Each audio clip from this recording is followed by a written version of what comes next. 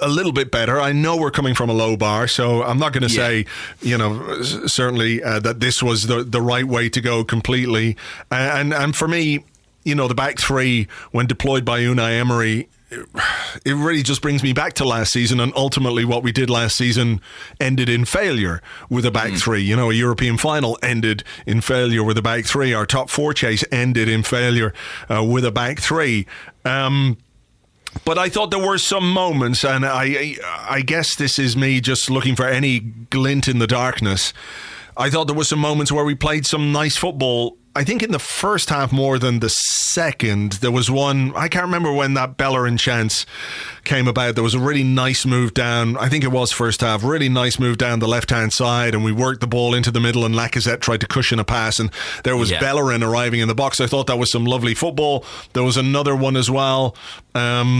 Another one or two moves. An age ago now, but I think if Lacazette had been a bit sharper, we might have got something in that first half. There were a couple of chances that fell to him sort of on the left-hand side of the box, and that touch to Bellerin was a bit heavy. I think, had he doesn't look quite right to me at the moment. He's certainly not at his best, and if he was, we might have had something there. I thought the right-hand side actually benefited a bit from the reshape. You've got Bellerin as a wing back and Callum Chambers as a right-sided centre half. Those are quite natural roles for those guys, rather than Chambers, who's been playing as a full-back and run into some problems there. I thought that was a bit better. I also thought we were a bit...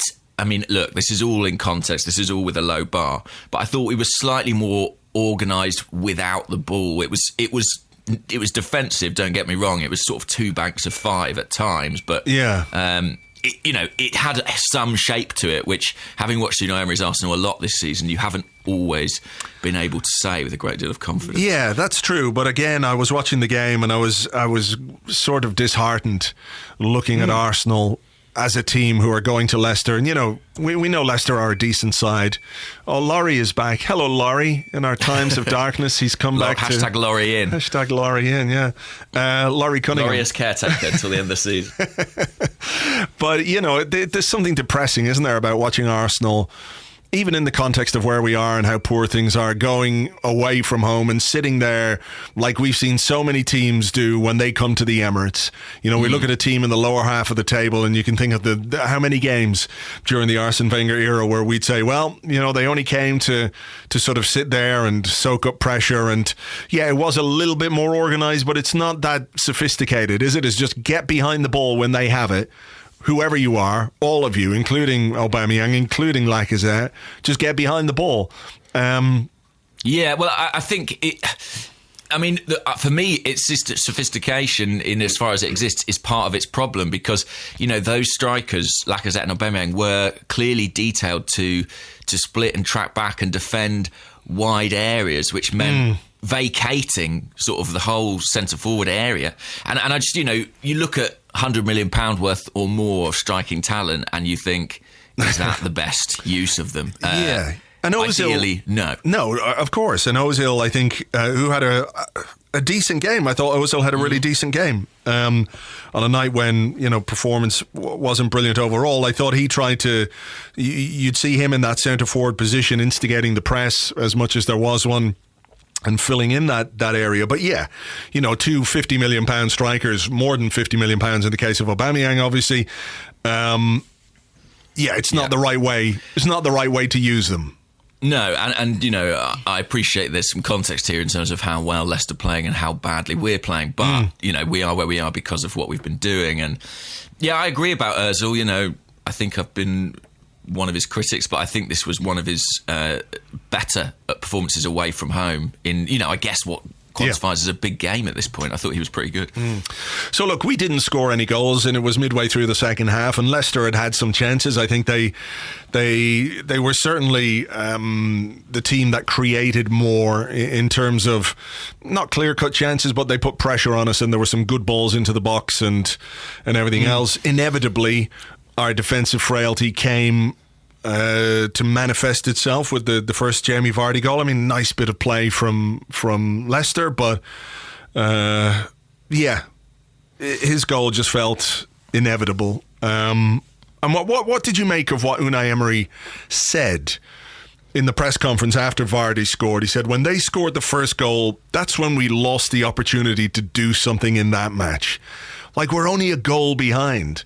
And actually, you're the coach of a team who can have a 2-goal lead and still not win a game, or can have a 2-goal lead twice in a game and still not win it. You know, surely he, as more than anyone, knows that leads are overturnable. That's not a word. Yeah, it's close enough. Yeah, but you know what I mean. We know what you mean. Yeah. We know what you mean. Yeah. I think, I mean, his demeanour post-match was kind of strangely confident for reasons, you know, we later discovered.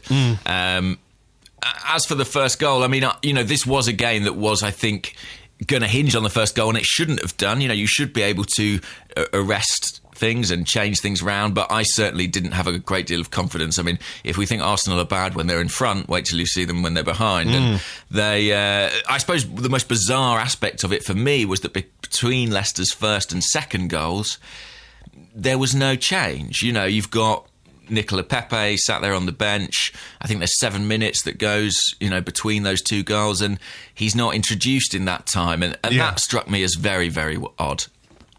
Yeah, look, I think the fact that he was on the bench is odd. And I do wonder if, you know, when you see Pepe being used the way that he is, and you know that Emery has had issues with certain players, you know, makes you wonder if there's been something going on there.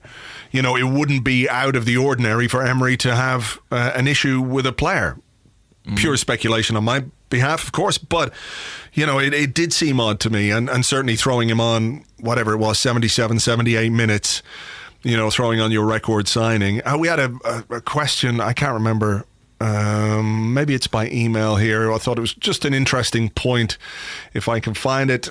Mike Lynch, who says, I'm glad Emery is picking Ozil in his starting 11, but I can't figure out why he switched to a back three to do so. It does seem a bit strange, doesn't it, that you're bringing Ozil back but playing a system which really doesn't suit the kind of player that Ozil is. Yeah, I mean, I'm not sure if it's the Ozil thing. Go on. Sorry, yeah, just another thing is that, you know, isn't it like strange or weird or funny or depressing, might be another way of putting it, that, you know, our best performance, and I use that in inverted commas because, you know, it was marginally improved but still not what you would call good, has come in a formation which basically has no room for a £72 million winger. Like, didn't he want a winger? Didn't he want Zaha? He got Pepe. Like, wasn't his whole thing about, I wanted a winger because I want to play this sort of football? When he gets a winger, he doesn't use him and doesn't play that kind of football. Yeah, absolutely. Well, I think it is about Ozil and Pepe in the team together. I think we can already see that. He doesn't even really want them on the pitch at the same time, if he can possibly avoid it, as we saw in the Wolves game, I think. But he clearly doesn't feel able to accommodate both. It's a big problem because one is the highest paid player at the club and one is the most expensive transfer in the history of the club. Yeah. So, you know, something's got to give there. I mean, perhaps they thought they would be able to get shot of Ozil, clearly not. And now Ozil's back in favour, it looks tricky for Pepe. So look, Leicester score, then they score again, and he throws on Pepe, he throws on Joe Willock. You know, I don't really know that he expected either of them to do anything. I think he just had to do something to look like he was being in any way proactive. But, you know, you get to the end of the game and Arsenal haven't had a shot since the 53rd minute.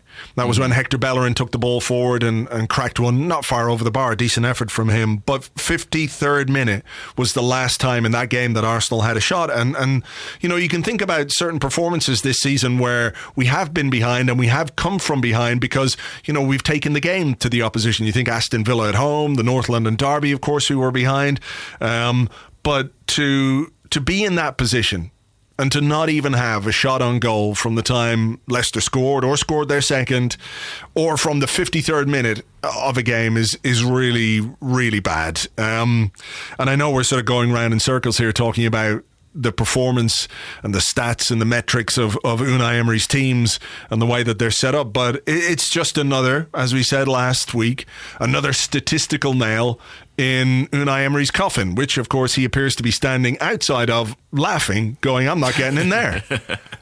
Yeah, I mean, if you follow Orbinho on Twitter, his timeline is kind of the Unai Emery managerial obituary at the moment. I mean, it's just stat after stat after stat. Chance to be a fine thing.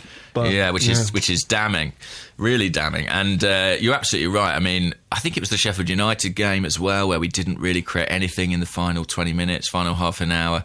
You know, and I think I said at the time, when you're trailing in a game, you always think, well, we'll get one chance. And this Arsenal team doesn't often. And, you know, at the other end, I mean, it could have been worse. And Didi should have scored, hit the bar.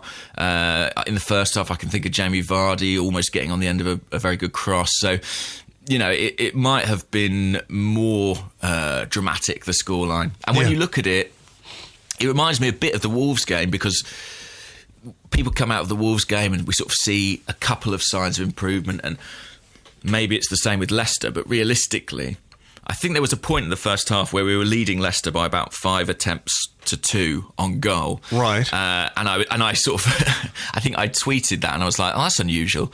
And by half time, I think they'd had 7 shots and we'd had no more.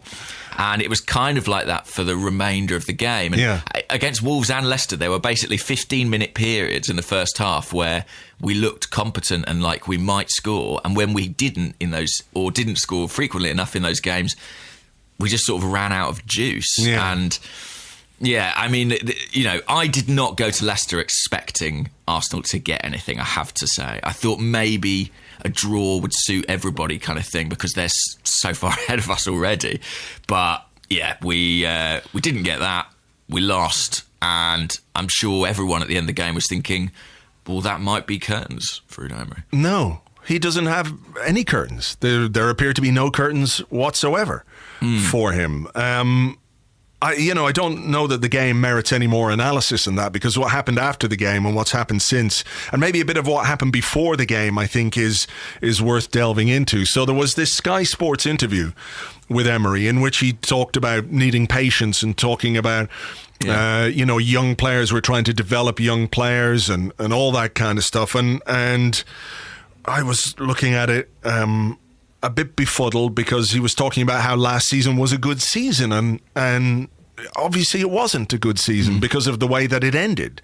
You know, that's where you judge me in May or look at the table. The table doesn't lie. The table tells us that Arsenal did not have a good season last season based on where we were towards the end of it, and obviously the Europa League final. And then he was talking about these circumstances which have made it difficult for the players to find emotional stability, because this is the thing that we're missing, James. Emotional stability is what we're missing. That's the only thing that's preventing this Arsenal side from winning games. We don't have emotional stability because of these circumstances. And what he's talking about are, and I saw James Ollie write a piece for the Evening Standard about this, where it said there is considerable sympathy within Arsenal for some of the situations that Emery has had to deal with this season, such as the Lauren Koscielny one, the attack on Ozil and Kolasinac, and the Granit Xhaka situation. So one, Koscielny, that was August. Actually, it was July. So that was dealt with by the start of August. Then we have the Ozil Kolasinac situation. Okay, not pleasant for either of those two guys, but Kolasinac was back in the squad for the second game of the season. So it wasn't as if we were robbed of their services for months and months at a time, and the omission of Ozil, as we know, was an Emery/club strategy which was in place until such time as we needed to do something different with our team, and now he's back. So, that's a load of bollocks. The Xhaka thing, that only happened a couple of weeks ago. So this idea that there are excuses because, these things that happened off the pitch are somehow too much for our players, our poor little meek players, to get their brains and hearts around is absolutely absurd. And if the Arsenal board are sort of buying that bullshit, and we've got a lot to talk about the board, then I'm even more worried or irritated than I am right now. So your thoughts on that interview and his sort of proclamations about how we need to be patient. To me, and I sent this to you on text, I think, after reading it and reading his post-match comments as well, where he sort of regurgitated the same stuff. It sounded to me like a guy who'd been told, don't worry about it. We're behind you. We back you. Don't feel the pressure because we've got your back. Yeah, I agree. It does sound like that. The other thing to say about that Sky Sports interview is that it was conducted in Spanish, so there's no real room for misinterpretation there. You know, that's Unai Emery in his principal language telling us what he really thinks. So, you know, I don't have a great deal of sympathy with those circumstances, and I don't have a great deal of sympathy at all with the young players idea. No. You know, I was looking at Leicester's team. I think their left back is Chilwell, 22, Soyuncu, 22, 23, and Didi is 22, Harvey Barnes, 22. There are more. Gray came off the bench. They have got tons of young players, and look at the football that they're playing. Yeah.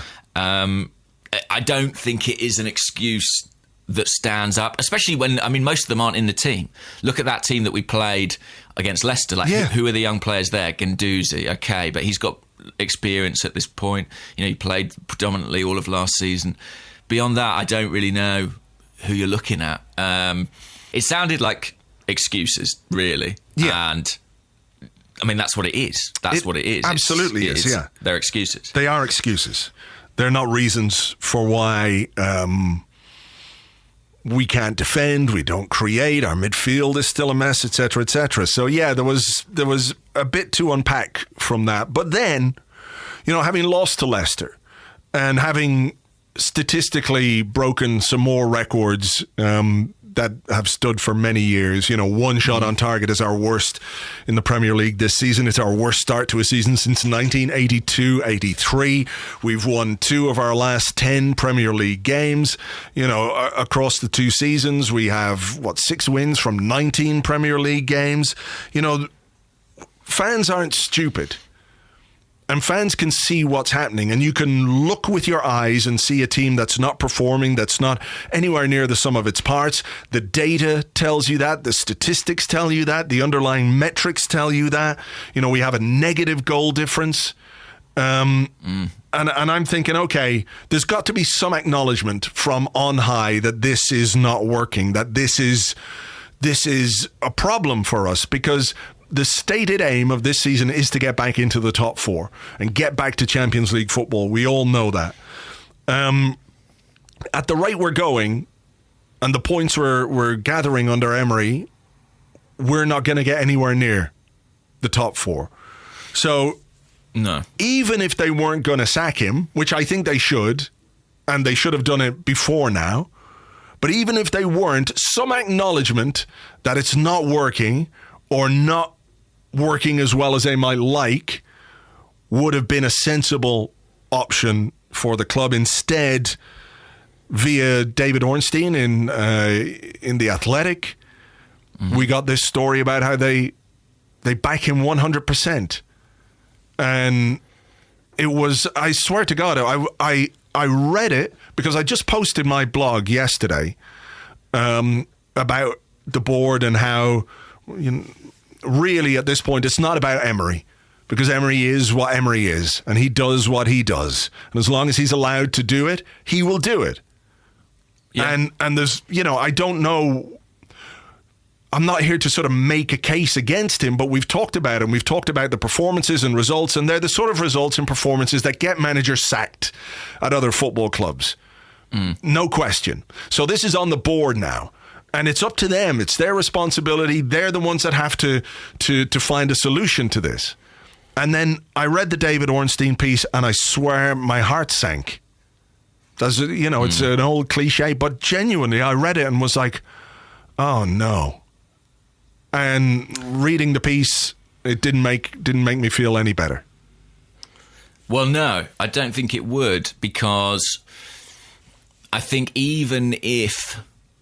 basically, I think there is a way that the club could have communicated the idea that they were going to give Emery slightly more time, that I think would have bought them a little bit more, earned them a bit more credit, say, than what we got. I think that That siren just scared the shit out of me.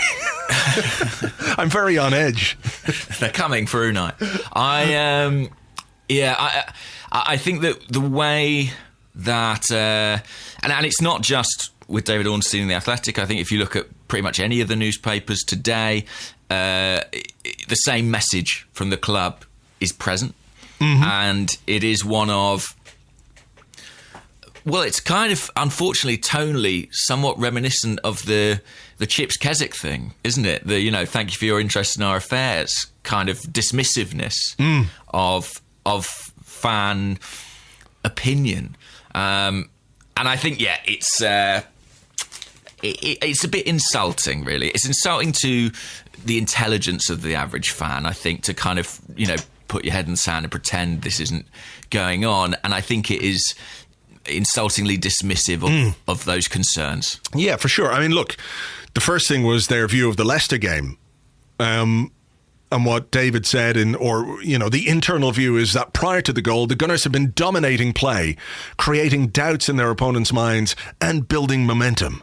Vardy's effort came as a body blow to a team already struggling for confidence, and from that moment on, they posed little threat, soon conceding a second goal to James Maddison. There's acknowledgement at Arsenal that Leicester are an extremely strong side, especially at home, and the top brass think Emery's team showed clear signs of improved performance. It encouraged their view that Arsenal are on the right path.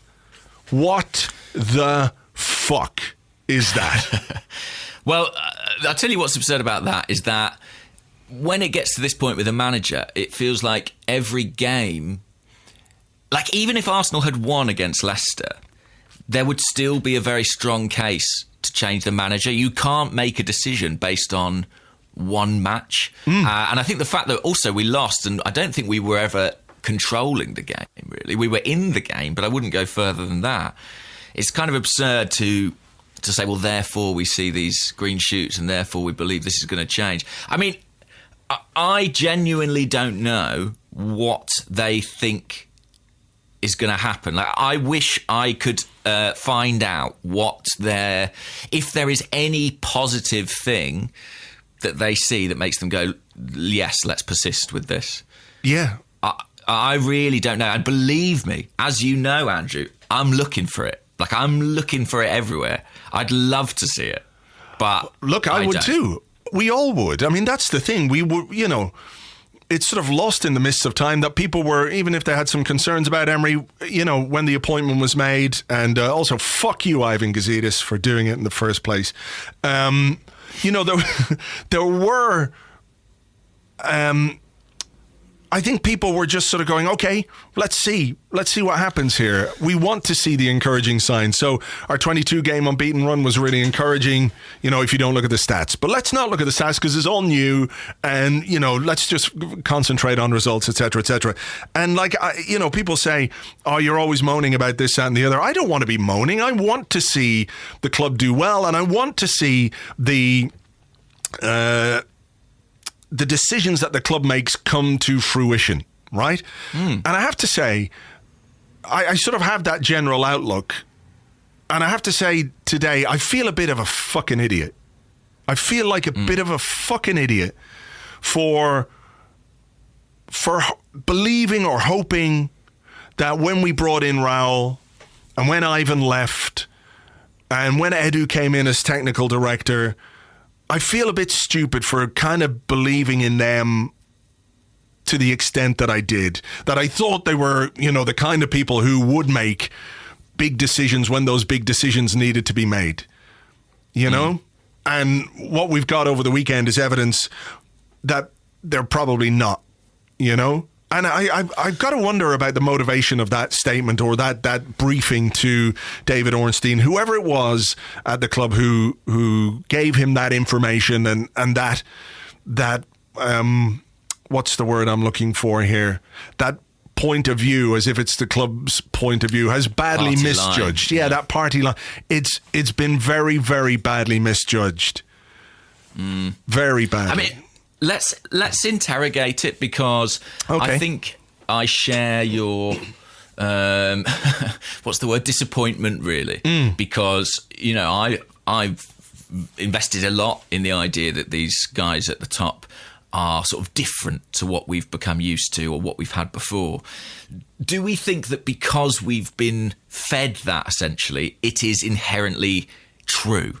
Do you know what I mean? Like, is there any chance that that's just a piece of media communication that doesn't reflect the conversations that Raul and Edu might have in their office? Yeah, I think it is possible. I think there is a tendency, I guess, on any organisation's behalf to try and accentuate the positives or to put out a positive message, right? Yeah. So togetherness, unity, we believe in the manager, etc., in some ways might be seen as the right way to go because you're trying to dampen the flames. Instead, what this did was absolutely pour oil on those flames. So, look, I think it is possible that the person who provided that information was doing so in the belief that, sending out a positive message is the right way to communicate, but it may not necessarily be reflective of what Edu is thinking, what Raul is thinking. And I hope that's the case, because if they are thinking what that statement suggests, then, we're really in big trouble. I mean, we don't know, and we can't know, unfortunately. We have to hope that is the case. I mean, what's certainly not true is that they're thinking, well, let's make a change right now. That's definitely the case, whatever the truth of, that statement. Yeah, I did speak to somebody over the weekend who basically confirmed that part of the story, that no, they are not thinking of making a change. So, it's not as if it's completely and utterly wrong, but no. Yeah.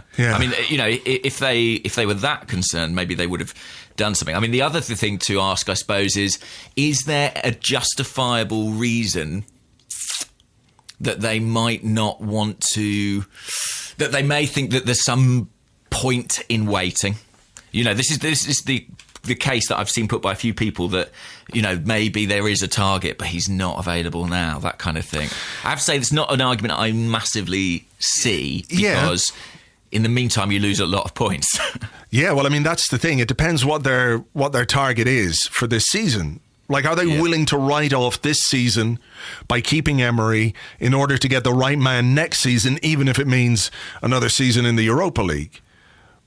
If that's, I think that's, being wildly optimistic, I think if you look at the way the club spent money this summer, it smacked to me of a club who knew they had to get back into the Champions League as soon as possible. 100%. I mean, we stretched ourselves this summer in the transfer market, and that was one of the reasons we were encouraged, because it displayed a measure of ambition and a willingness to take a bit of a risk, which perhaps hasn't been there before.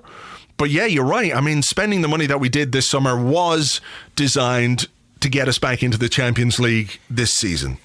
So, yeah, you ran some numbers on your blog this morning about points accumulation. I think if we carry on at this kind of rate, don't we need to win something to get 71 points, which was the mark for top four last term? You have to get something like 18 wins, is it, from 24? Yeah, 18 wins would give us 54 points. We need 53 points to get to 71 points, which is what the top four, that was the marker for last season. So, whatever combination of wins and draws you need to get there, but, baseline is 18 wins.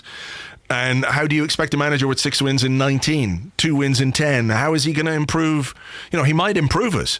We might actually, because things have been so bad, improve a bit over the next little while. But it won't be enough. There's no question it won't be enough. No, I think it looks very difficult at this stage to get the top four, because actually, I mean, the kind of mad thing is this is the easy bit. We're in the run of winnable fixtures at the moment. Yeah. When we get into Christmas, Man U, Chelsea, Man City, trips to Everton, trips to Bournemouth, trip to Crystal Palace, I mean, the fixtures get tougher. Yeah. Certainly. I mean, weirdly enough, Unai Emery somehow seems to come out better sometimes in those games. But this is where we should be accumulating points, and we're not doing it. I think the whole thing is a real fuck up from the club, basically. The way that they have voiced their decision to keep Emery in is hugely problematic, and it sort of attributes... It feels like it attributes a certain degree of blame on the supporters. You know, there are quotes... Let me read it out then. This was what was part of David's piece. He said, they are adamant their project is sound, well planned, and will bring success provided the external atmosphere allows it to do so. They hope the international break comes at a good time for the Arsenal squad, allowing them a welcome change of scenery, but accept that the absence of domestic matches will increase the noise around Emery, and they're determined not to let it influence their thoughts or actions. So, first and foremost, what do you think of this idea that the success of this well-planned, sound project is apparently entirely dependent on the external atmosphere allowing that project to thrive? I mean, again, sorry, what the fuck does that mean? I mean, should we all turn up in like fucking unicorn jumpers and sing songs and lullabies to make sure everybody feels nice? What the shit, like? I mean, it's a strange one. Sound versus noise. I think this speaks to a significant breakdown in the relationship between the club and its supporters. And I think we all sort of know that has been there, and it's kind of been bubbling under the surface. But my sort of interpretation of this, and it's sort of unpleasant, really, but it's really unpleasant. My interpretation is that due to what's gone on with Arsene Wenger and certain other things, and unfortunately, the Granit Xhaka thing, I think, has played into this incorrectly. I think there are people at the club who have seen the actions of a few sort of fringe fanatics, you know, like extreme elements of the Arsenal support, and kind of tarred everybody with that brush and sort of delegitimised the Arsenal fan base. That's honestly what I think. I think that, you know, whatever it is, whether it's a guy screaming into a camera or a guy sending a comment on Instagram, those fringe elements which catch headlines, which catch light, have characterised a much broader, more rational, reasonable support. And I think there are people in place at Arsenal there are lots of people who on that board who predate Raul, who predate certainly Edu, and people in communications and other areas of the club who look at Arsenal fans and think that's who they are. And when the Granit Xhaka thing happened, I think that what that really was a sort of a symptom of people's dissatisfaction and frustration with the direction of the team. But instead, it was interpreted as confirmation of an irrational, hysterical fan base. And now, at a point where, you know, fans have a rational and justifiable opinion that the direction of the team under Unai Emery is not good, the club interpret that and characterise it as a bit reactionary and mad. Yeah, that makes a lot of sense. That is what I think has happened here. And it unfortunately, it leaves the club and the fans slightly at odds with each other because there is essentially no mutual trust. And I think that's why we are where we are. And I think the club is wrong in that. Don't get me wrong. I think the club are wrong because they are letting the actions of a few sort of characterise the many. And I think, you know, we don't trust the club because, you know, I think we're justified in that position because, you know, it does feel a bit like a project that's not sufficiently ambitious or one that is, you know, for business rather than sporting gain. And it's just a complete breakdown in that relationship, sadly. And you see that in what you hear out of the club at this point. And there is a disdain. Yeah, almost. That's a really good word. That's a really good word. You know, the tone of that briefing really is insulting towards fans. It really is. It's so badly misjudged. And to suggest that the external atmosphere is having an impact on what this team is doing on the pitch. Look, in an ideal world, of course, everybody's behind the team and everybody is, pulling in the same direction. There's a very distinct difference between fans or supporters, whatever you want to call us, and cheerleaders, right? Mm-hmm. We're not cheerleaders. We all want our team to do well, but at the same time, when things are wrong, we shouldn't just go, okay, the club knows best. The club is omnipotent. It's some kind of God, and we should not in any way question what the club is doing, because who are we to do that? And that's the way they view us. It's sort of like we're the plebs and they're the government, and we're kicking up and they're like, look at you, little people. It really has annoyed me, that, I have to say, because I think Arsenal fans, and I saw it on Twitter as well over the weekend, people go, yeah, well, the fans are shit, and fuck off with that. The fans are not shit. There are some shit fans, same as there are everywhere else, but the Arsenal fans are not shit. The Arsenal fans were willing to overlook the end of last season and willing to get behind the club. And think about the summer, how enthused and how encouraged everybody was about what happened in the transfer market with Pepe, with doing, Tierney, with Don Raul, and there was a feel-good factor, and everybody was on board with that. People were taking selfies with Raul and Edu and all that kind of stuff. So the fans aren't shit. The fans were willing and hopeful that what we did this summer would make the team better. And now that it's clear that it hasn't, and one of the main figureheads in that, Emery, is being backed so strongly by the club, as if we're somehow fucking idiots to think that what's going on the pitch is bad or wrong, or that we, because we want something to change, are somehow morons. Like, we don't see the bigger picture here. We don't see what's going on in their well-planned sound project. We're not clever enough to understand everything that's going on, and we should sit down and shut the fuck up. That's the way that statement and that briefing came across, and it's a dangerous fucking game to play, to treat fans like that, because fans are not stupid. We invest our time, we invest our money, we invest our goodwill, our emotions into this football club, and to be spoken down to in that way, even if it was via a back channel briefing or whatever it is, they can go fuck themselves with that, to be perfectly honest.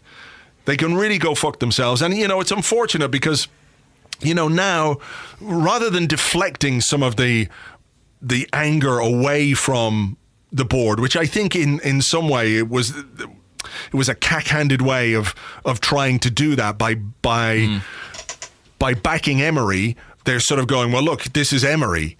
If it fails, it's Emery. No. If it fails, it's on you now, because we can all see that what Emery is producing is not good enough. It's turned the spotlight well and truly on them, and it's going to destroy relationships. I mean, they've put this out there. They've put this out there. They're going to have to deal with it. They are, and I think I can already kind of feel sentiment shifting almost away from Emery. I think that if you look at the fallout of the Leicester game, if you look at our previous matches, there was a lot of anger directed around the coach and at the coach, and I feel like there's less of that this week. And I really do think that people sort of, to a certain extent, accept that he is what he is at this point. Yeah. And I don't think anyone thinks he's nobody thinks he's a bad man, really. Nobody thinks he's not trying to do the job, So I think it's kind of, people are relatively understanding of that. They can think that and think he shouldn't be there. It's perfectly possible. I think everything you said is true. And as a fan, I absolutely identify with it. And I feel, like I said, insulted and a bit dismissed by all that. The only thing I would offer sort of as a counterpoint is, I suppose I do think that Raul Sanllehi, for example, knows better than me how to run a football club. I do think that. Like, I think I still have a certain degree of trust in people who actually do this job rather than me who sits there and talks about it. That's fair, because he's got the experience and he's, been at Barcelona and he's been at Arsenal for this length of time. But if I was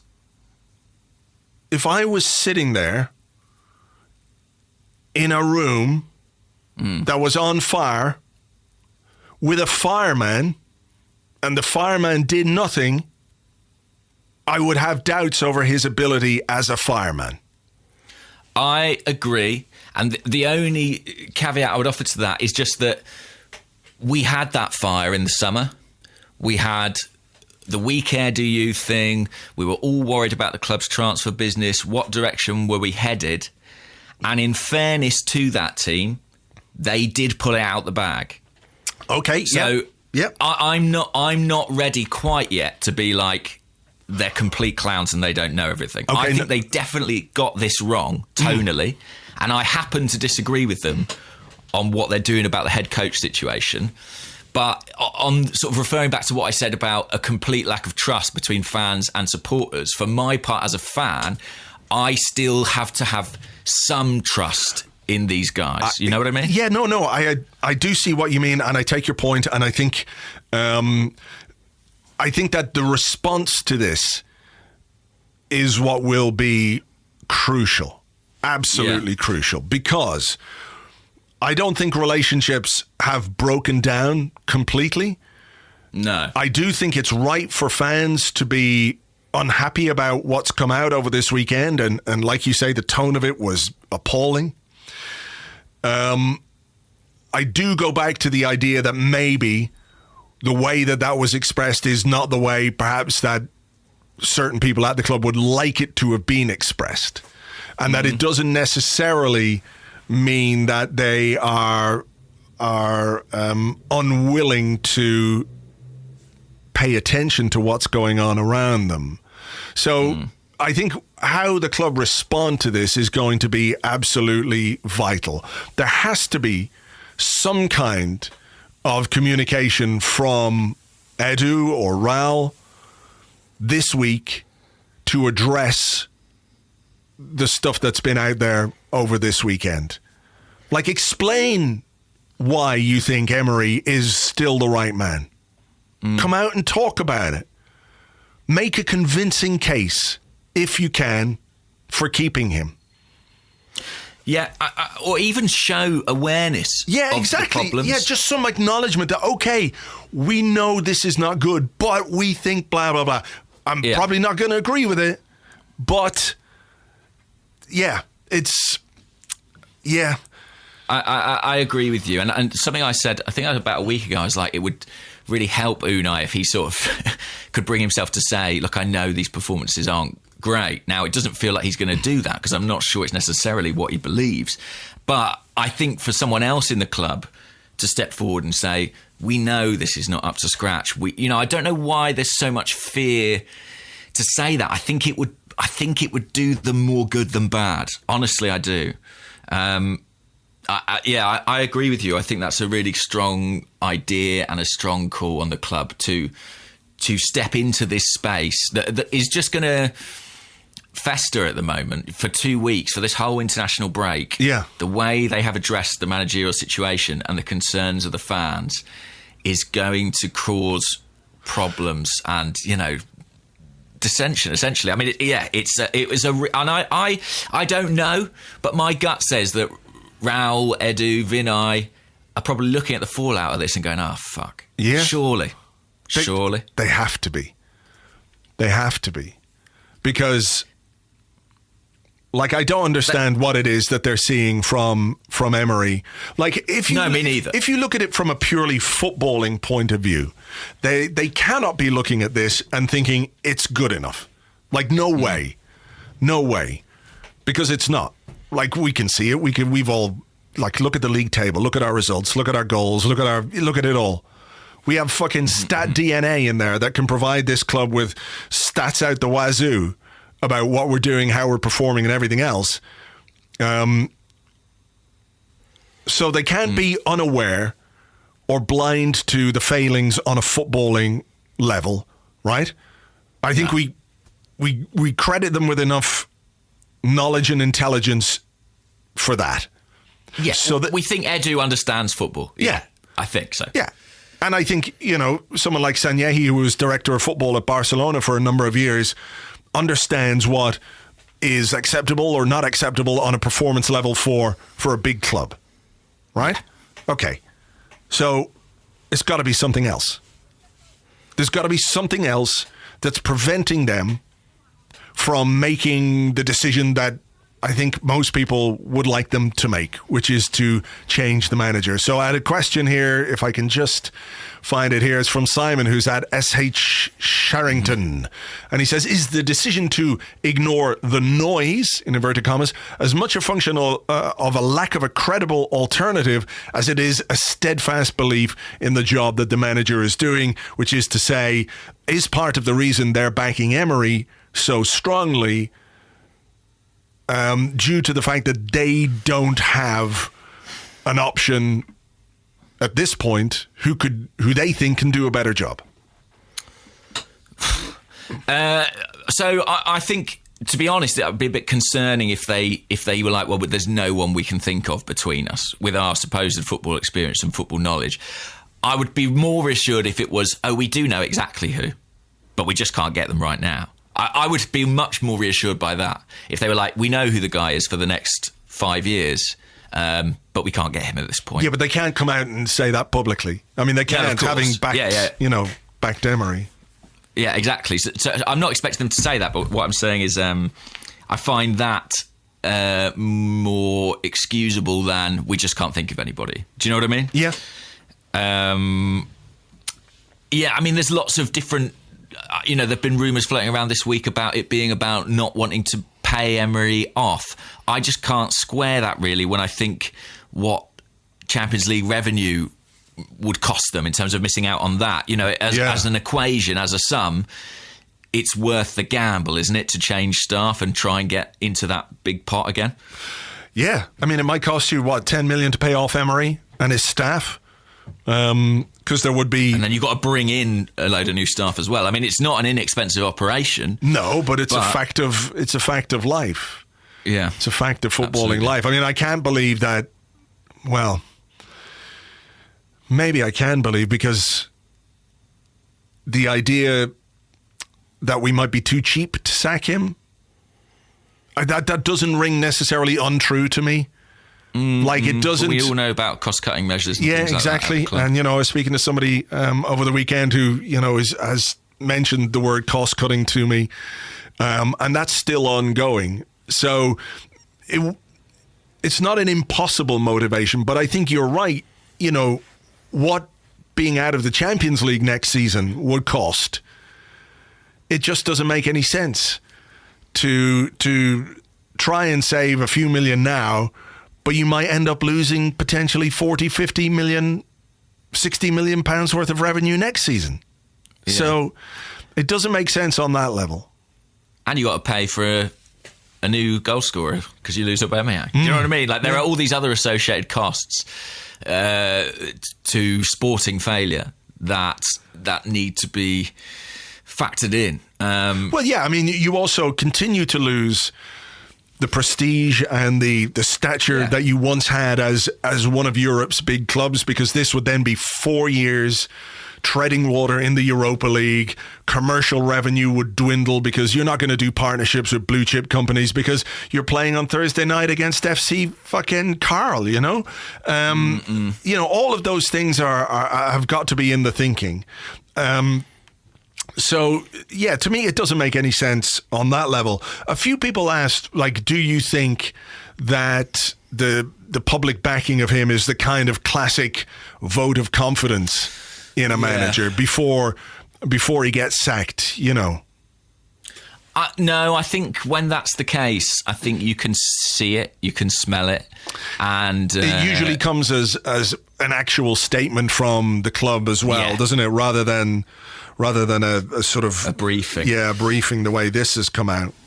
Yeah, and, I don't think this is that. I have to say, from everything I know about the situation, I'm not anticipating any change during this international break. Certainly not at this point. And I don't think it's one of those. I do just think that we come back to it, but just the statement is tonally off for lots of reasons. And I think even setting aside the whole fans issue, the whole noise idea, I think the kind of head in the sand, sort of unflinching support of Emery is a bit problematic. I think it's possible to say we support the manager, but we accept that results and performances have not been good. Do you know what I mean? And sort of at least show an acknowledgement of the broader situation. And I think their failure to do that is staggering, really. I mean, some people have made the case, and I know we had questions about this. Maybe I know that this is a long part one, but see if I can dig one out about if they possibly are holding out hope on the Europa League. The Gooniverses, do you think there's a chance that while Arsenal remain in the Europa League, a competition Emery has performed well in, even last year beating big teams before the disastrous final, that they'll keep him in the job as it's their best chance at the Champions League? I mean, it's sort of the big, it's kind of... Well, I'll tell you what. At this point, if they're not going to make a change... We all need to get behind the Europa League in a big way. Well, basically what they're doing is putting all our eggs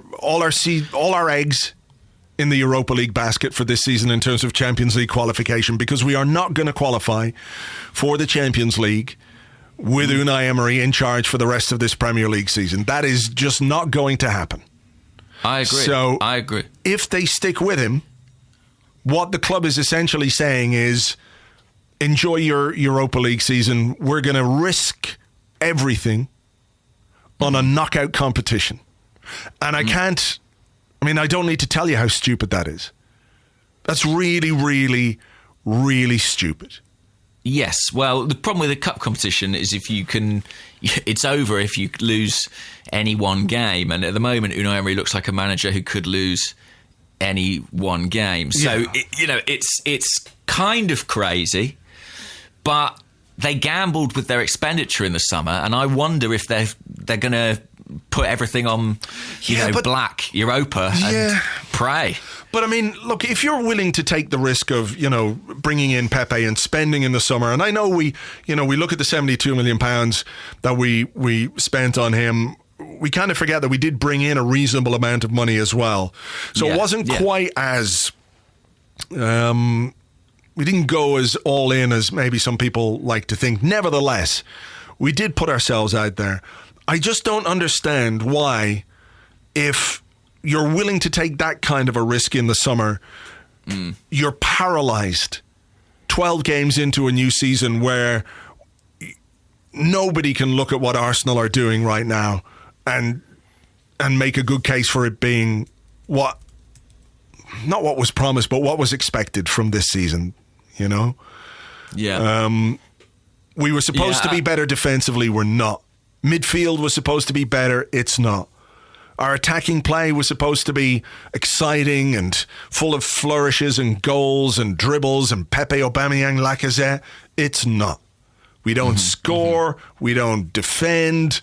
There's no case to be made that there are signs. I mean, that was the thing that drove me mad. That they're sort of saying, well, the few minutes when we were not bad against Leicester is somehow a sign that improvement is possible. It's absolutely ridiculous. There are no signs this season that the football is going to get better. And you know what the worst thing is? They're creating an apathy which it took Arsene Wenger 22 years to do. And fans, it's anecdotal, but you talk to fans all the time. And you have Arsenal fans who are friends, and I've got friends who are Arsenal fans, and I talk to people online all the time, and the amount of people who are saying, I'm just fucking bored, I can't be arsed, this is bullshit, like, what is there to get behind, what is there to believe in, what is there to enjoy, and then the club come out and they spin us this, I hate to use the phrase, but it's kind of like fake news. That's kind of what it is. Like, we can all see one thing and they're trying to tell us that it's another thing. And that's really hard to take. That's really tough. And, it creates a resentment, and it creates some people will feed back, and they'll feed back angrily, but other people will just say, fuck it. Fuck this. And switch off and not go to games and not buy tickets and not do all the things that football fans should do, because they've got a team that they, even if it's not the most successful team in the world, they can get behind, because at least it's trying to be what they say it's supposed to be, and not fucking lying to us about what it is, because we can all see what it is and it's not what they say. I think that's right. But I think that they must know we're not that stupid. I hope they know we're not that stupid as well. Do you know what I mean? That this statement, it's not a statement, forgive me, it's a briefing, but there's no way they can possibly believe that people are just going to swallow that. I mean, I think what you said is interesting about they've created an apathy that it took Arsene Wenger 20 years to create. I think it's more that apathy is kind of latent and there, and we get energized and excited about new things, and when they don't pan out, we return to that state. And I think that is something about modern football, and when you're owned by people who don't really give a shit, you are drawn into that apathetic state, aren't you? It's like, if forget we care, do you? It's like, if you don't care, why should we? And I completely understand that. I completely understand that. Yeah. If you don't care, should we? That's... Yeah. That's the new hashtag. I know. And you know what else as well? This idea that, they hold up Leicester, right, as this really strong team against whom plucky little Arsenal, plucky little underdogs, just promoted from the Vauxhall Conference Arsenal, we held our own for 68 minutes. And they hold up Leicester as this example of something we can't compete with at this moment in time. But Leicester I was staggered when I was talking to Joe on the Arsecast on Friday, Joe Bruin, the Leicester fan, and he sort of said, when Rodgers came in February, and I was like, last February, and he was like, no, it was only this February. Yeah. So in half the time that Emery has had at Arsenal, he's had a monumental impact on that club, the football it plays, the results, the atmosphere around the club. They've got something to believe in. And absolutely. And where does that stem from? An owner who had real ambition for that club. Well, in my opinion. Yeah, absolutely. But look, let's talk about the circumstances. And this idea that it's been difficult for Unai Emery. It's been difficult for him because some guy attacked Kolasinac in Ozil with a knitting needle. That's been, or Koscielny, who I think we have to look into that situation now. Like, why did Koscielny so badly want to get away and absolutely piss all over his Arsenal legacy? I think we have to look at Koscielny's departure within the context of what's going on at Arsenal right now. But as if that or the Granit Xhaka thing is so difficult for us to deal with. Leicester lost their owner in a fucking helicopter crash. And those are genuinely tragic circumstances which a football club would have difficulty in dealing with. Not this fucking bullshit that they're putting out there. So everything they say about how good Leicester are is kind of damning themselves at the same time, because what made Leicester good again? Changing their manager. A manager who the players didn't get along with. A manager whose football the fans didn't really appreciate. And they brought in a new manager who had to work with all the same players, and look at what he has done. He is the perfect example of why Arsenal should change Unai Emery as soon as possible. As soon as possible. I mean, they sold fucking Harry Maguire. They sold their so-called best central defender in the summer and didn't replace him. I know. And look at what they're doing. So everything they say about Leicester being great just makes them look like fucking idiots. I was really struck actually by something. I mean, I completely agree, by the way. I think that's really, really fucking well put, to be honest. I mean, they are a good example and they are going to be rewarded. I mean, they'll be I'll be surprised if they don't make the top four the way they're going. I know Rodgers has got a bit of a reputation for choking in the Premier League late on, but they are impressive. And I was struck by something when Rodgers came into the club. He had two talks. He made two big speeches. One, I mean, we know he's a bit of an egomaniac and a bit of a twat, to be honest. But one to all the coaching and playing staff, and then one to all the non-football staff about the club's direction and the idea of pulling the club together, and what their ethos was going to be and the way they were going to do things. And I know that Arsenal don't want to operate in that kind of manager model anymore. They just want someone who's a coach, but somebody desperately needs to take that role at Arsenal and be someone who unites and communicates through this difficult period. Someone's got to be brave enough to put their head above the parapet and not hide behind a sort of straw man of a manager. And it should be. Ideally, it would be Edu, but I think 6 months in, or whatever it is, I think it's understandable if it's not. So it has to be Raul Sanllehi. He's the head of football at this club, and the buck stops with him. And Rodgers is a great example of what the right coach can do. And Arsenal can't resist making a change because they're scared of getting the next guy wrong. Look, we're an hour and a bit in, so I think we should take a break. There's going to be more questions and more stuff about this weekend and the situation in general, but we'll let people go and make a cup of tea or do whatever it is they want to do in the middle of this podcast. We'll come back with your questions in part 2 right after this.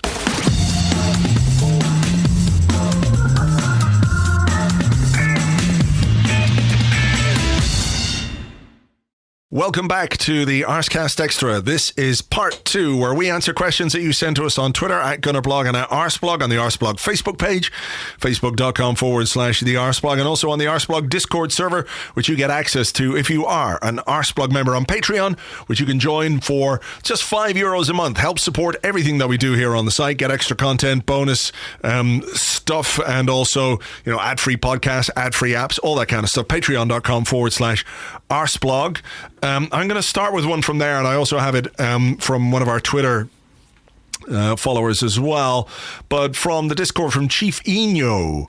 He says, as a season ticket holder, what should my form of protest be? Obviously in relation to what's going on at this moment in time. Should I not turn up? Should we be chanting to sack him? Should we organise a walkout, arrive late, or something else? And we had a similar question from Arsenal Lion, who's on Twitter at LionSex, which is a fairly niche hobby, I believe. Sure. Dangerous too, I would say. He says, what do you think is the best way for fans to make their voices heard? The latest briefing from the club suggests they're dismissive of the fans' viewpoint, but there must be something we can do to get that viewpoint heard. Empty seats, protests, social media, what is it? Well, I tell you what, I mean, it's not been talked about hugely, but observation in the Emirates Stadium suggests to me that the empty seats thing is already kind of happening.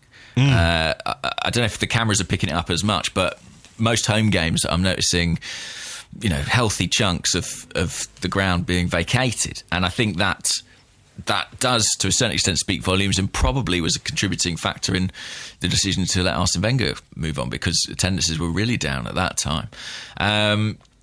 It's a really tricky one, though. As a season ticket holder, what is the best form of letting your opinion be known? Because Arsenal fans, being the genteel lot that we are, I think the idea of actively protesting against the manager during the 90 minutes feels icky, doesn't it? Feels wrong. Yeah, look, I think when there's booing and what have you in a stadium, it can often be reactionary. So, obviously everyone goes to the game to support the team and to get behind them and to do their bit as a fan. But let's say you're playing Leicester at home and you go 3-0 down after an hour. I'm not sure that cheering, come on lads, you could do it, come on, keep a stiff upper lip there fellows. I'm not sure that's the the right response. It's certainly not the human response. The human response would be to sort of boo and to sort of express your displeasure in that way. And I don't think in those circumstances that there's anything wrong with it. But to actually set out to go there and to protest against the manager or the players or whatever is difficult, isn't it? Because you don't want to blur those lines, because you do want to support the team, and maybe it will have a negative impact on the team or what have you. You know, I saw. Say, by the way, go on. so just quickly, I was at Leicester on Saturday, and I, on social media and things like that, I was seeing a lot of Arsenal fans saying, "Well, it wouldn't be the worst thing if we didn't win this game, if it expedited Emery's departure." But from the first minute, from before kickoff, the Arsenal away fans, the support from them was unbelievable. And Leicester is a ground. They have a really good atmosphere. They give all the fans these like rattle things that make these clacker things. They make a hell of a lot of noise. But the Arsenal fans were audible, and I was sat right on the opposite side of the ground all the way through, singing individual player songs, singing for the team, right up until I think maybe Leicester's second goal. And then there was a bit of dissent from that corner. But I just have to take my hat off to those guys who travelled and who absolutely backed the team and were brilliant. And I think that flies in the face, I think, of a bit of the idea of what, idea of what Arsenal fans are like. Do you think there's something within the English football culture that doesn't look at protest or that looks at protest in a kind of like it's something that should be beneath us in a way? Yeah, like we're not designed for it, or it's out of the ordinary, and therefore it's sort of seen as, well, you shouldn't really be doing that in the stadium. I mean, I saw a lot of people talk over the weekend, and it might be something that resonates with a Spanish coach and a Spanish head of football, the white hankies.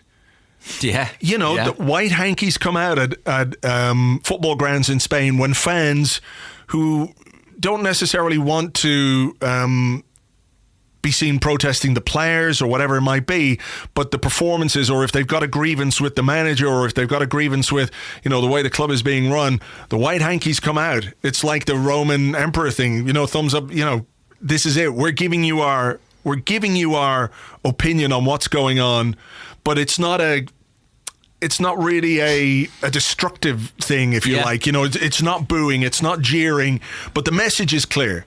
I mean, it'd be amazing if, It's not aggressive. Yeah, I know exactly what you mean.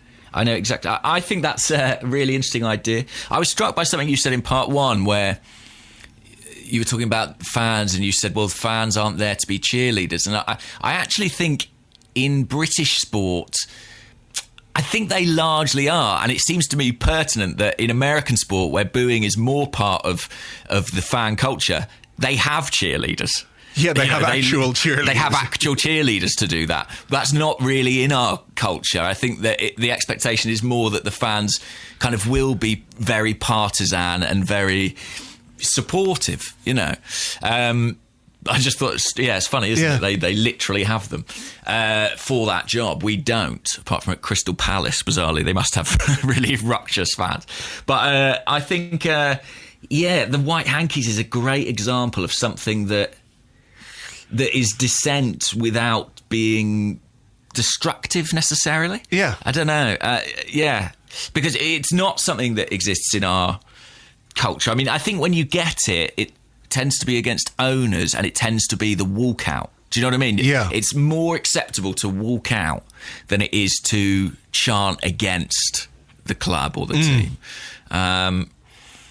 But I always struggle with the walkout. I always struggle with the idea of, well, I've given you my money and you've got that now, and I'm just going to leave, and you're still going to have that money. Do you know what I mean? It feels like in a sort of economics orientated business, it's sort of like, well, I don't know what good that does really. So what are you saying? Red and white hankies at the next game? Or? Yeah, who knows? I mean, look, I can't tell anyone to do anything, but it would be an amazing thing, wouldn't it? And look, it's one of those weird things that I feel there's a kind of consensus around. People aren't losing their shit because they don't care. People are losing their shit because they care, because they want the team to do well, because they can see it's not going right. And this idea that somehow A, acknowledging or B, making it clear that you're unhappy with what's being produced is not the action of a true supporter or whatever it might be. I don't really see how that's possible, you know? Like, if you didn't care, you just wouldn't do anything. You just stop going, or you stop talking about it, or you stop writing or podcasting or listening or whatever it is. Like, that's what you do if you don't care anymore. But if you do care, and if you want your club to address issues, if you want your club to be successful, if you want the team to achieve its goals and to win trophies and be competitive, there's nothing wrong with expressing an opinion that when things are poor, they are poor. No. I mean, I have to say, genuinely, maybe it's just the novelty of it, but the white hankies thing does have a certain appeal. It feels, I don't know. Over to you, Red Action. Red Action. Exactly. Get 60,000 hankies on the seats. This question is from Glenn Miller on Twitter, and Glenn says, can you recall any examples of when a manager, not just at Arsenal, has been able to turn the tide of opinion from the position that Emery is currently in?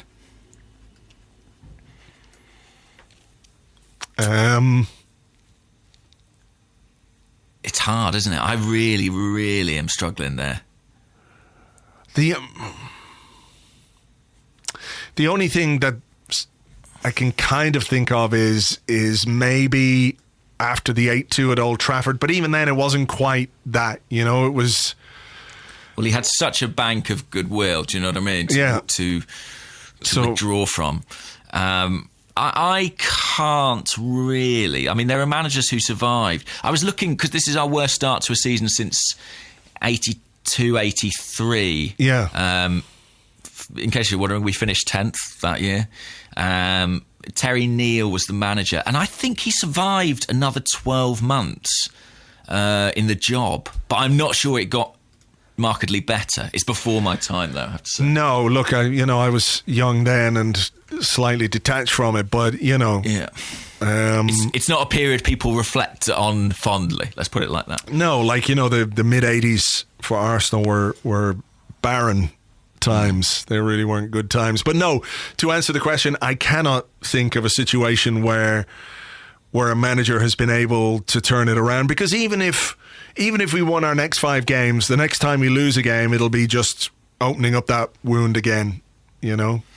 Yeah, that's it. And I think, you know, there are managers who started slower or slowly. You know, Jurgen Klopp is often an example that's cited, but as we've said many times, there were things about his style that were clearly identifiable, and I think a lot of people were able to get on board with that. I mean, did you watch Liverpool City yesterday? I didn't watch it, but I watched the match of the day too. Right. It was just quite a strange... You know, as an Arsenal fan, I mean, I'm sure other Arsenal fans must have identified with it, but, you know, watching that be the fixture and those be the teams, and seeing quite how big the gulf in intensity and quality is. Yeah, but also quite a lot home. Yeah, exactly. And also the ambition of the football, because I watched the second Liverpool goal, the Salah header. Yeah. And I watched Liverpool with the ball over on their right-hand side. And I can't remember who played the crossfield pass. I think it could have been a first-time crossfield pass. And I looked at it, and it sort of shocked me. It's Alexander-Arnold with his left foot. Yeah. Pings it about 60 yards, Yeah. It shocked me, because I'm so used to Arsenal, when we've got the ball in that position, to just go back to the centre half. We go across to the next centre half, and then it might go back, you know. But the speed of thought, the execution, the ambition to play forward. And it was a great pass, and then obviously a brilliant ball in from Robertson to Salah to score the header. It was a fucking beautiful goal, a really beautiful goal. But it came because there was a measure of ambition in the football. Like, he was prepared to take a risk to make that happen. Whereas you look at Arsenal players and you look sometimes like, are they just making a pass because at the end of the day, when Stat DNA posts up the pass completion on the training ground wall, do they want to be the guy who misplaced, X amount of passes? Or do you want to be an 80, 85% guy? But I'd rather a fucking 75% guy who, at least tries to make things happen. It's like the difference in the football is unbelievable. Yeah, depressingly. I saw some interesting stats last week about how frequently Arsenal counter-attack, and I think they are second to Liverpool in terms of, counter-attacks or transition attacks in the Premier League, and I think they're also second for direct attacks. So when I try and figure out what Emery wants to do, I sort of assume it's to emulate something like that, but we're so far away in terms of the ambition of the way we use the ball. I mean, what did you make of, I haven't got a question specifically about this, but what did you make of the way we passed out from the back at Leicester? Because that was, in an improved performance, that was one of the areas that was still driving me pretty mad, to be honest with you. I don't know that I noticed anything too different from what I've seen for most of the season. I do remember making a note of it in the live blog at one stage where we passed the ball at the back and it was always just maybe a half a yard in front of the player trying to pass the ball. We never properly had control of the football. I think maybe Bellerin played a poor pass infield and they had a chance or had a shot or whatever it was. And, some of that is down to Bellerin being a bit rusty. But, yeah, look, how often are we practicing this? Well, not often enough, genuinely. I mean, or maybe too much. Look, I don't know. How can there not be any improvement in this? In basics? For me, there were big concerns. Holding and Chambers, it seemed to me, who, were picked. I had a question from the Discord about Socrates being dropped. Where was it? Let me have a little look. Any surprise at Socrates not starting from Useless Idiot 5000? And I think Holding and Chambers were picked because they are supposedly decent on the ball. But when you look at their passing in the game, so frequently was it forward, so frequently was it into a player in space in the midfield. It was a lot of sideways stuff. And it does feel a bit like we've decided to play out the back and our only real plan is that we hope David Luiz does something good. And, look, we're not set up in a way which allows players to pass the ball forward a lot, really. There's a reason why our pass maps are just a series of fucking horseshoes. It's because the team, A, doesn't feel confident enough to do it, but B, the setup is not right. So we've got players who aren't there to receive the ball. So your central defenders, Holding and Chambers should be pushing up with the ball to try and make forward passes, but there's nobody there. Or if it is, it's just playing it out wide to the wing back. Yeah, and Luiz is going long. I mean, I saw Luiz is the fourth highest player in the Premier League for through balls. He's behind James Maddison, Jorginho, and someone else. Maybe it's Buendia at Norwich, someone like that. He's genuinely fourth. Is that for real? Through balls. Yeah, for real. And it's partly because when we can't pass it and build the play through the midfield, he'll look long. And, he's good at that. I mean, he's got a good pass on him, but the fact that we're having to resort to that shows you how poorly our midfield is functioning and how few sort of exit routes from the back we have. Yeah. Jesus. Yeah, crazy. He was the new playmaker. That's why Ozil was dropped. We had David Luiz. Yeah, I'm looking at it here. Wow. It's kind of mad. It's on the Premier League. Yeah, Jorginho, Tielemans and Maddison are above him. That's it. 8 through balls, yeah. Also, crazy, well, I mean, we've got Pepe and Guendouzi, joined 7th with the same as De Bruyne and Sterling. I tell you a stat that blew my mind. If you scroll through that Premier League website, and I tweeted it last night, the most saves made by any goalkeeper in the Premier League is Bernd Leno with 49. That blew your mind, did it? Had you forgotten, like you'd watched Arsenal for the whole season or something? I think just to see it on that scale, and also to see that he's not in the top, 5 or whatever it is for goals conceded. I mean, I think we've talked about Aubameyang and the degree to which his performances have bailed Arsenal out this season. I really think Bernd Leno has been excellent under immense pressure. Immense pressure. I feel sorry for him. Yeah, he must have nightmares. I mean, honestly, and I think a lesser goalkeeper under that kind of strain would be going to pieces. If I think about some of the goalkeepers we've had in the past, they'd be committing major errors, and I don't remember that from Bernd Leno this season. And I think that's remarkable, to be honest. I really do. Yeah, absurd that he should be in that position. Right. Here's a question from Lomo's Adjutant, who's at K_Sesson on Twitter.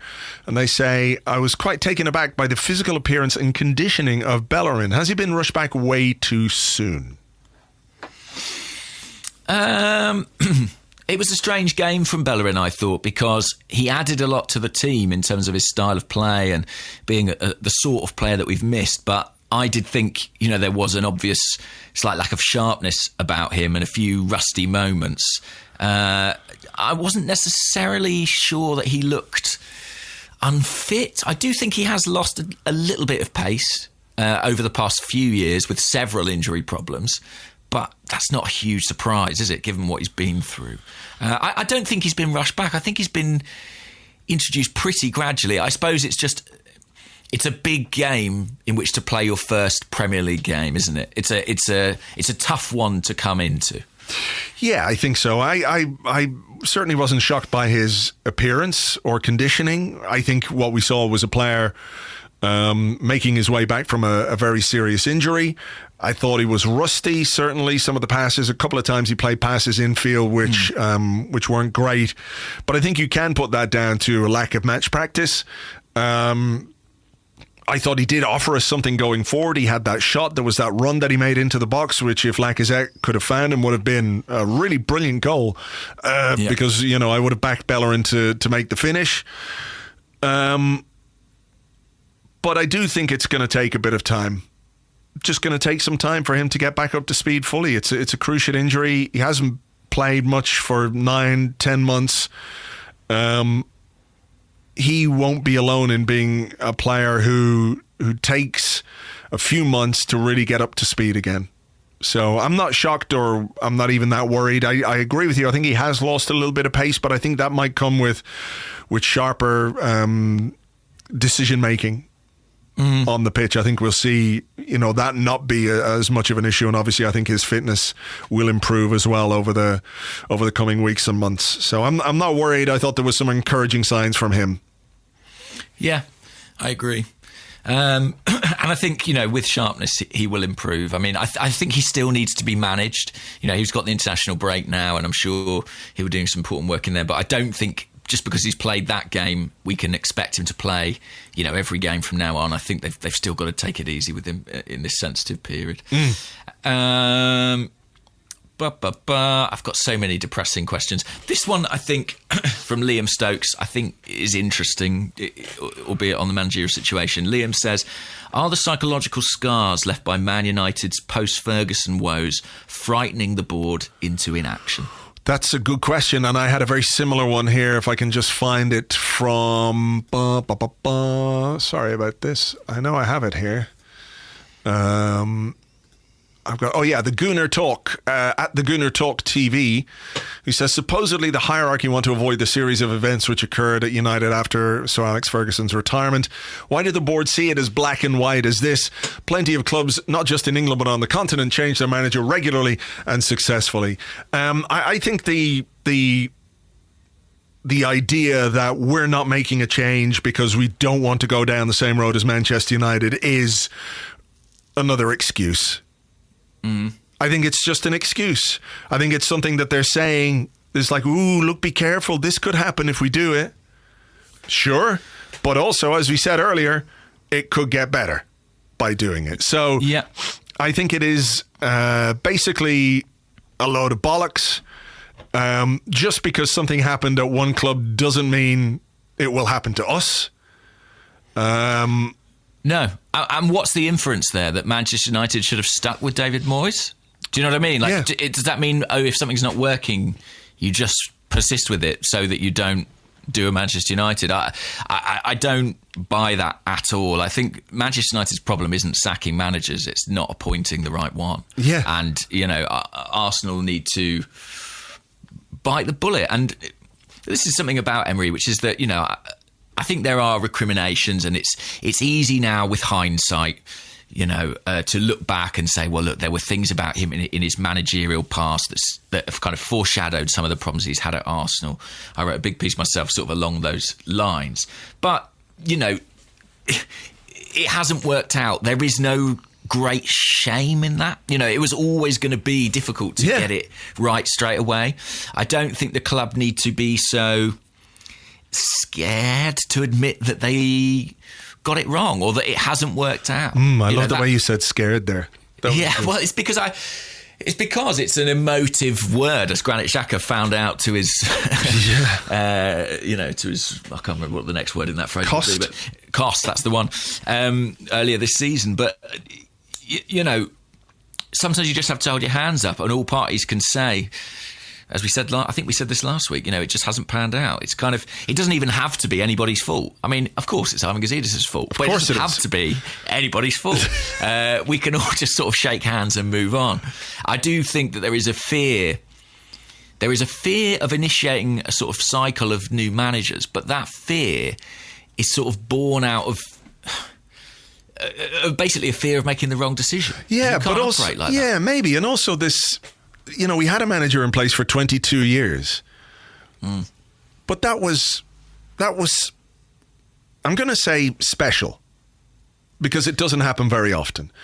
And leaving aside however you feel about, when Wenger left and should he have gone sooner or any of that. Yeah. In the history of Arsenal, Arsene Wenger is special because of what he did and the impact he had, the success that he had, and, the way that he imprinted himself on the club. Don't try and replicate that, because you can't do it. Don't be afraid to make changes when things don't work, because you can make a mistake, but doubling down on the mistake is only going to exacerbate the problem. And that's where we are with Emery. I think you're right. They could be scared. And also, somehow it's seen as unseemly to sack a manager. Like, people went on and on.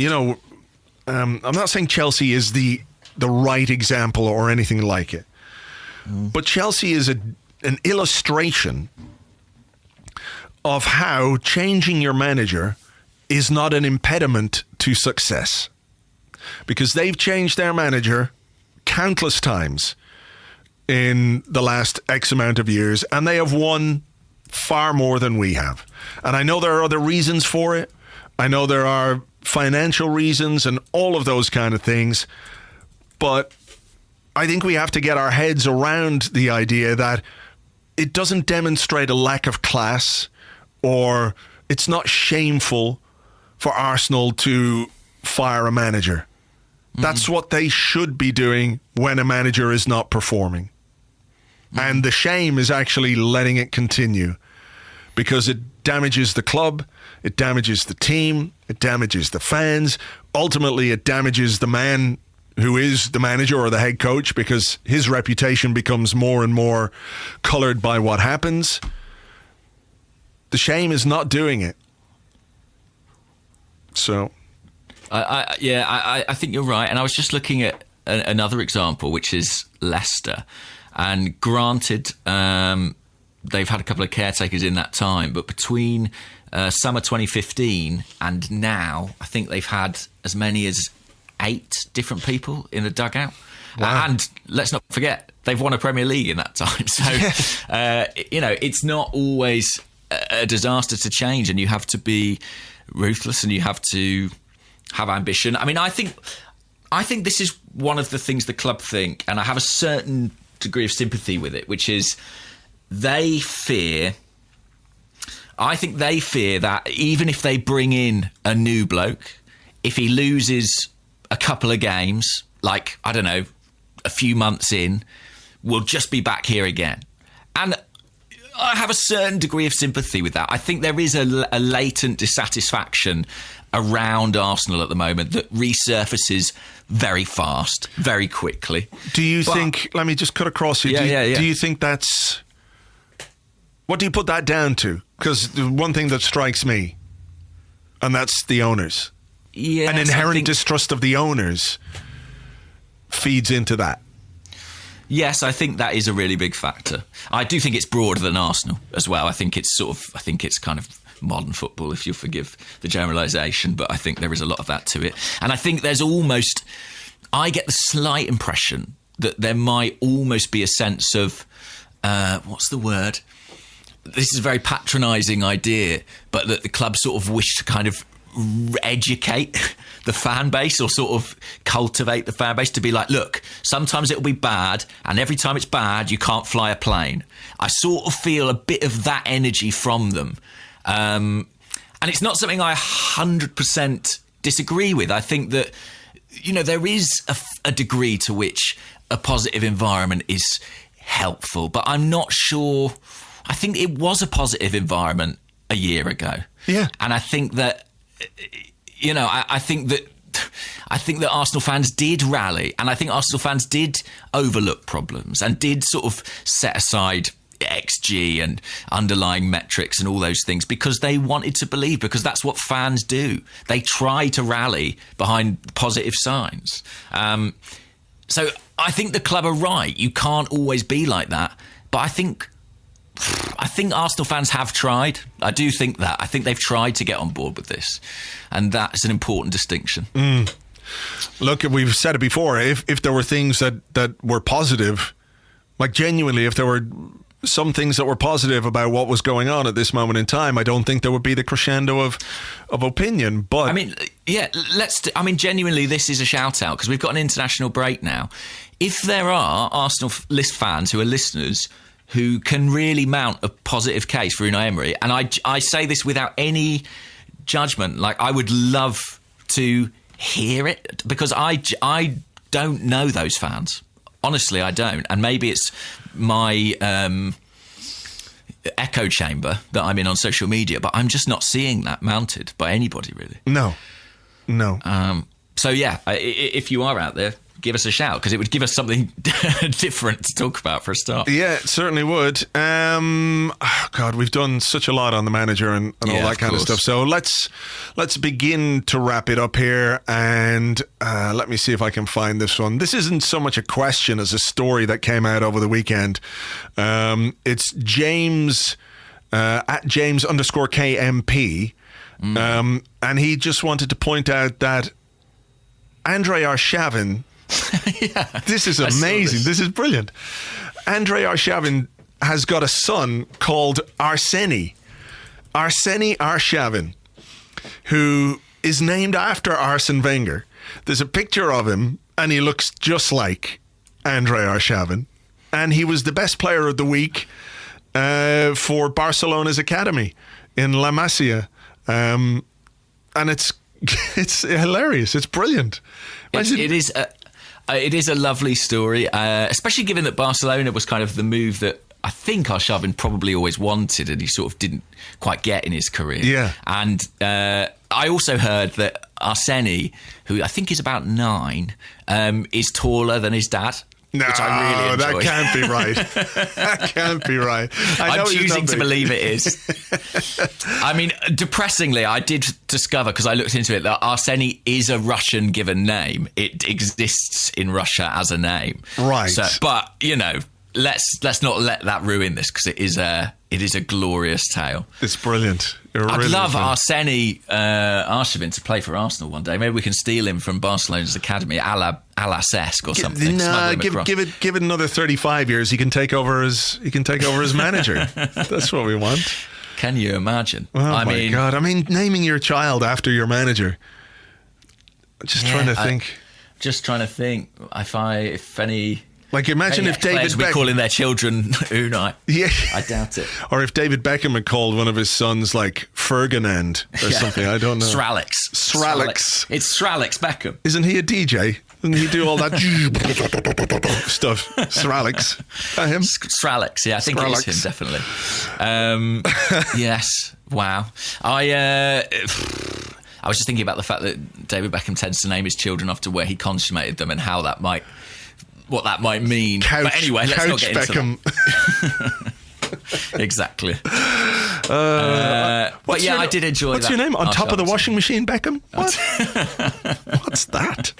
Strange business. Look, do you think we should leave it there? Because we've been going a while. It's a lengthy podcast. Congratulations if you made it this far. Yeah, thank you very much indeed for listening. Of course, we are going to be in an interlull. But hey, we'll keep the podcast stuff going for you. There'll be a regular Arsecast on Friday, and I think this